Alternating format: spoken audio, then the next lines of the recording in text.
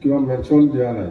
আমাৰ চুক্তিত আছে এইটোৱে 2003 চনত 10 ফেব্ৰুৱাৰীলৈকে যিসকল আছে চবে ব্ৰিটিছৰ বাসিন্দা, য'ত যেনেকৈ আছে এনেকেই থাকিব।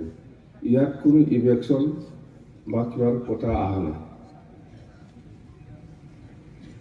আমি চৰকাৰ অহাৰ পিছত আমি কৈছোঁ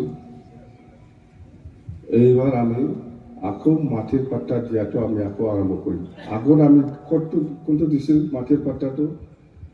ফৰেষ্ট ডুৱেলাৰ্ছ এক্টৰ আণ্ডাৰত যিসকল মাটি পাব লগা আছে এইসকলক আমি মাটিৰ পাট্টা দিছিল। যেনেকৈ বগাজুলি, সেইফালে পাহাৰপুৰ, সেইফালে পাইছিলা নাই? পাহাৰপুৰ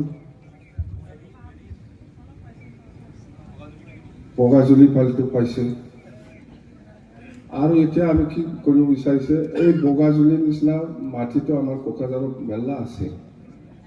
এইটো আমি কি কৰিব বিচাৰিছে, চৰকাৰ আহক, চৰকাৰ फैनायनि उनाव बे बगाजुलिनि हाया माबायदि महर लागोन, रेभिनिउ हिसाबै रिकगनाइज मोनगोन। जेनेबा रेभिनिउ गामि होनोबा बै तामुलपुरफ्राव गैया, कुमारिकाटाफ्रावबो जे गैया होमबा रेभिनिउ पाट्टादार जागोन। हाया गासिबो पाट्टा दंजोबो,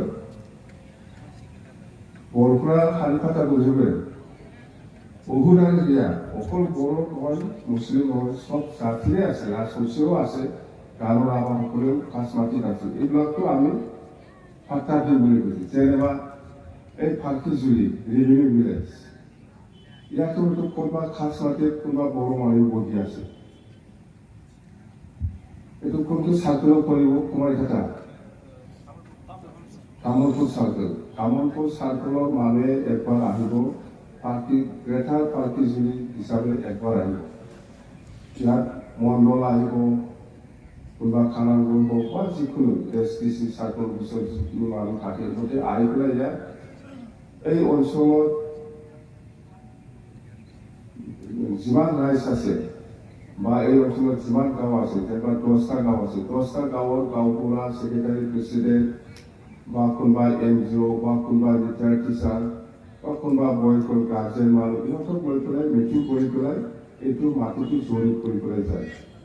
আপোনালোকে এই মাটিৰ পাট্টাটো ল'বৰ কাৰণে মই খাছ মাটিত বহি আছে, এইটো পাট্টা বনাব লাগে বুলি কোকৰাঝাৰ অফিচৰ বা তামোলপুৰ চাৰ্কেল অফিচত যাব লাগে।